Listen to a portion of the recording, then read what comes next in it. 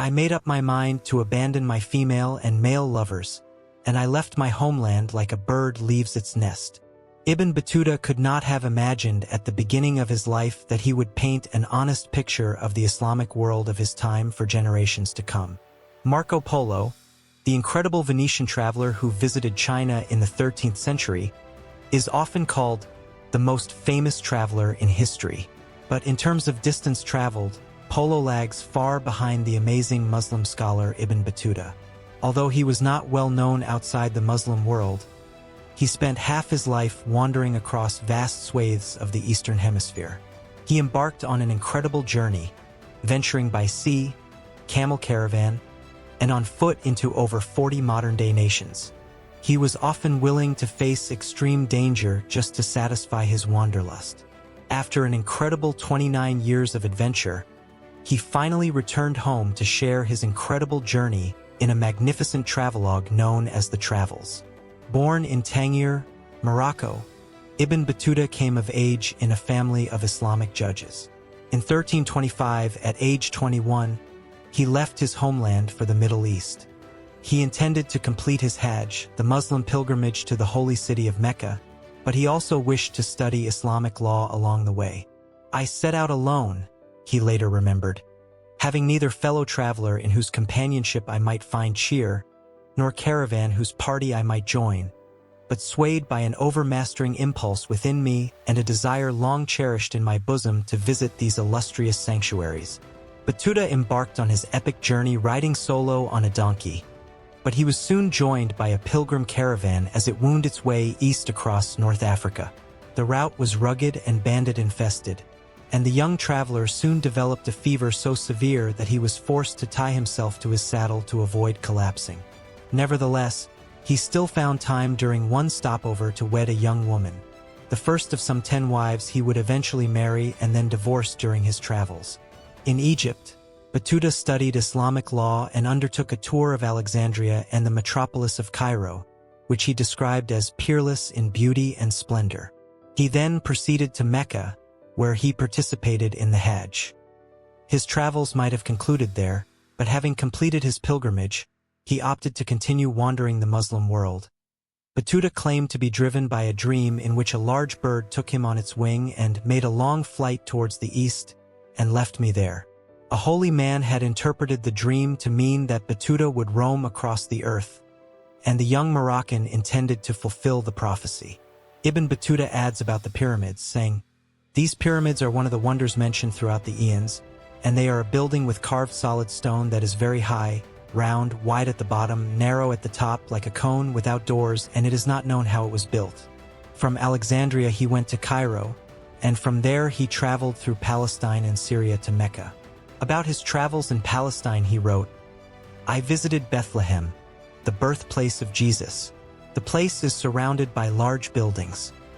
The Christians have great respect for this mosque, and they give hospitable hospitality to all who disembark from it." On arriving in Jerusalem, the capital of Palestine, he marveled at the Al-Aqsa Mosque and wrote, "The Holy Mosque is a beautiful building and is said to be the largest. In Damascus, a city surpassing all others in beauty, he reports on the generosity of the government and upper classes in providing financial support to the less fortunate, and on the development of various aspects of the city." Battuta points out that there is a religious infrastructure that meets people's needs, from replacing broken ceramics, plates, and jugs, to educating the young. He describes the city's innovative cobblestone streets and sidewalks, as well as the beauty of its architecture. Arriving in Mecca in October 1326, Battuta carefully relates the experience of the Kaaba as thousands of pilgrims surged around the center of the world, where the celestial realm intersects with the kingdoms of the earth. Between 1326 and 1331, he traveled across Persia to the Zagros Mountains, visited the city of Shiraz, then famous for its beauty and magnificent gardens, rode in the entourage of a Mongol ruler to Baghdad, and sailed by ship to Yemen, where he survived a storm at sea.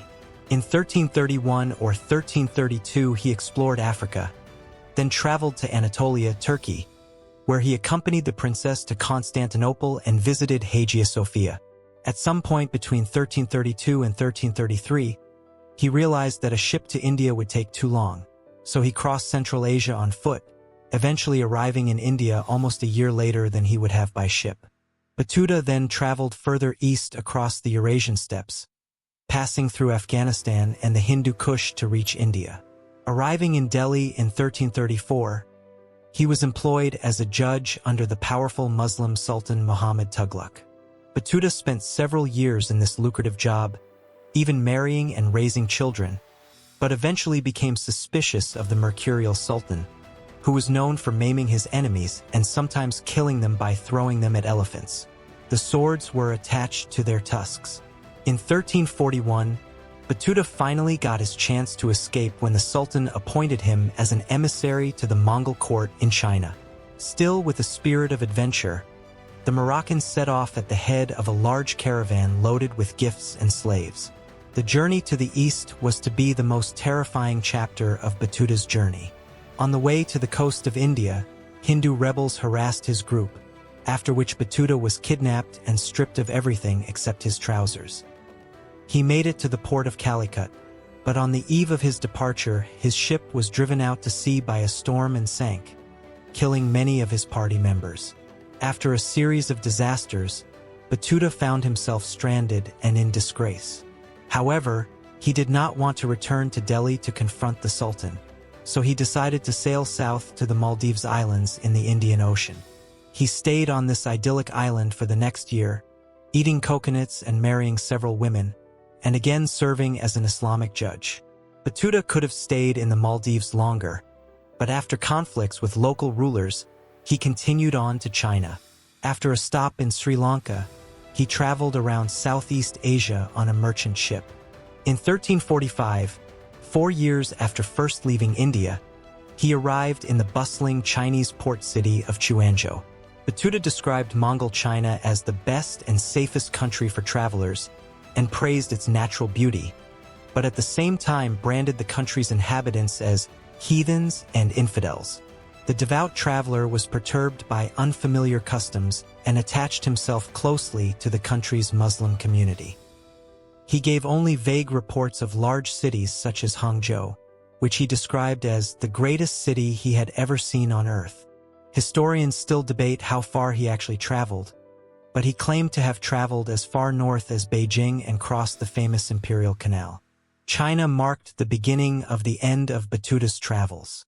After reaching the edge of the known world, he eventually turned back and returned to Morocco, arriving back in Tangier in 1349.